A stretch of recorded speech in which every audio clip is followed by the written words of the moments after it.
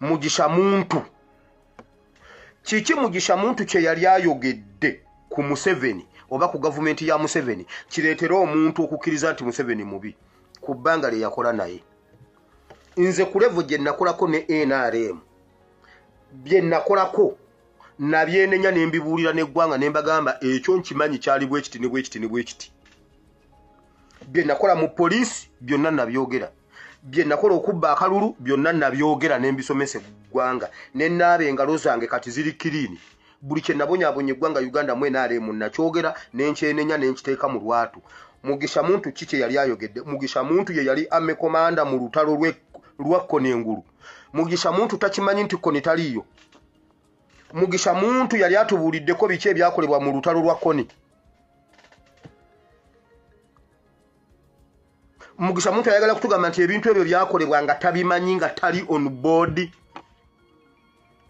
Yali dormant ame komanda. Waliwo ekintu Mugisha muntu kye yali ayogedde nti bannange twateesa kino twakola kino bwe kiti ne bwe kiti ne bwe kiti. Emyaka 5 Mugisha muntu abaddewa okuva 2021. Mugisha muntu abaddewa.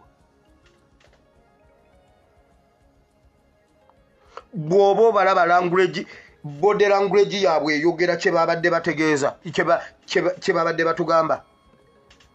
Kati nzira yeri mwe bafeke opposition leaders and political parties bino njogera mazima aba abasajja mbalimu mbabaddemu byenjogera mbimanyi.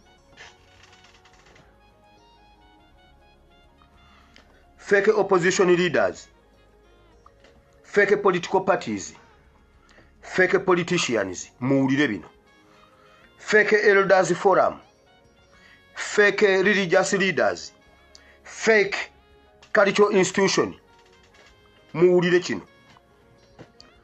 Bwe muba temutuyambye mu biseera ebifaanana bwe bitinga nga ekiro ekiddugavu kikutta obwengula bwa Uganda musirikirenga ddala. Nkiddamu ba religious leaders nga musirise ekereziya ekanisa obulokole obuseveniside obusiraamu musirise nga abaana abato bafuuse punching bag. Muyinza okumbulira electoral commission ya NUP bakutte yaki ne musigala nga musirise. Musobola okutubuulira lwaki basomba abaana baffe nga babawamba jjo simanyi 18 bawambiddwa 18 tebalabikako bawamba Uganda yonna bazemu owamba abaana musirise. Naye nno muwulire kino okufa kwammwe n'okuvaawo kwammwe kwe kuwadde bakadaama time n'obusobozi okwokupayinga ebifo byammwe. Temwewuunyanga muweebuuse basajja mmwe okuba nga temukyalina makulu.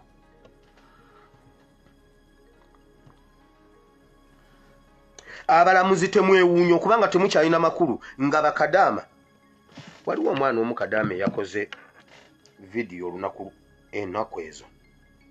Njagala owulira amagezi abaana ge balina ennaku zino. Omwana yakoze video ku Nalweyiso.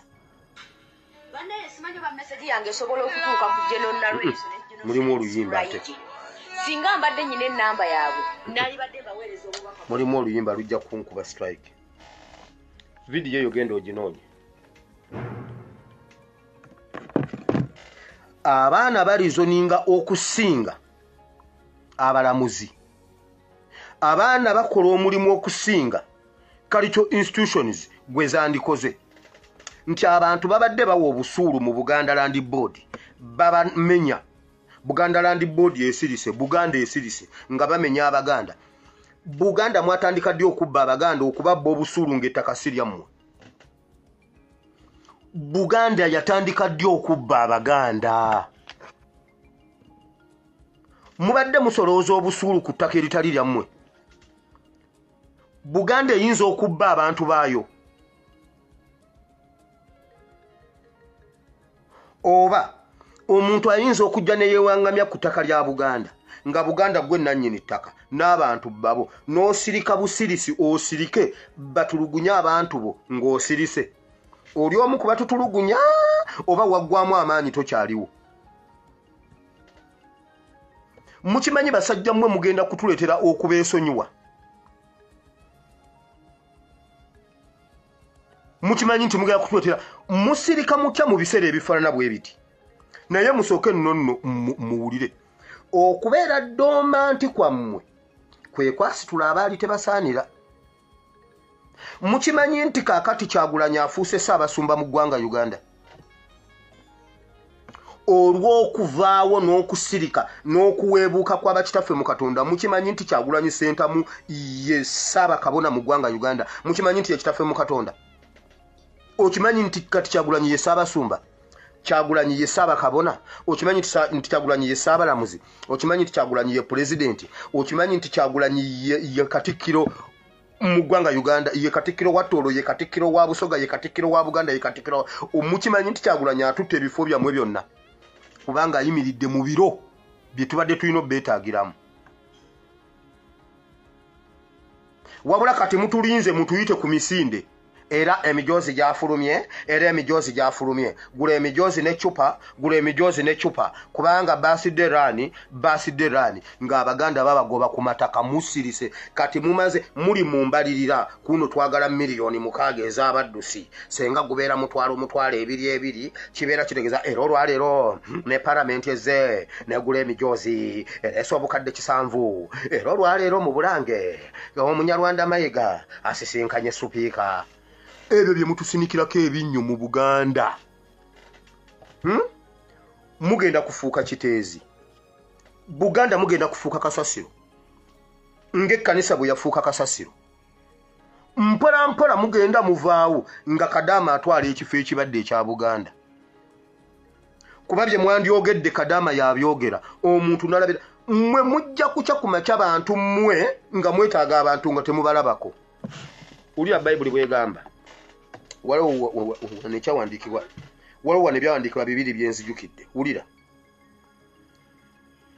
Sulemaani yakeera ku makya n'azimba ekkanisa mu Yerusaalemi. Ne bagiteekako ssente empitirivu. Ne bagiwunda nga Katonda yaba dayirekitinga wano teekawo kino. Ekkanisa eyo nagisomesaako wano. Ne bazimba ekkanisa ennungi. Nebeeramu okubeerawo kwa Katonda. Olunaku lwe bagironkinga.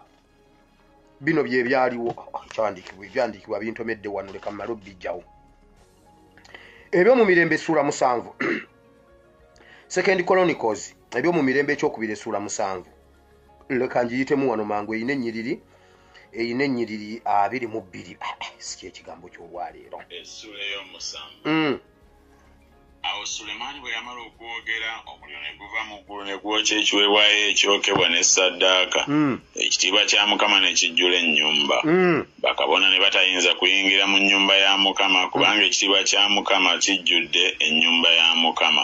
Abaana ba Isirayiri bonna ne batunuulira omuliro bwe gwaka, ekitiibwa kya Mukama ne kiba ku nnyumba, ne bavunama amaaso gaabwe ku mayinja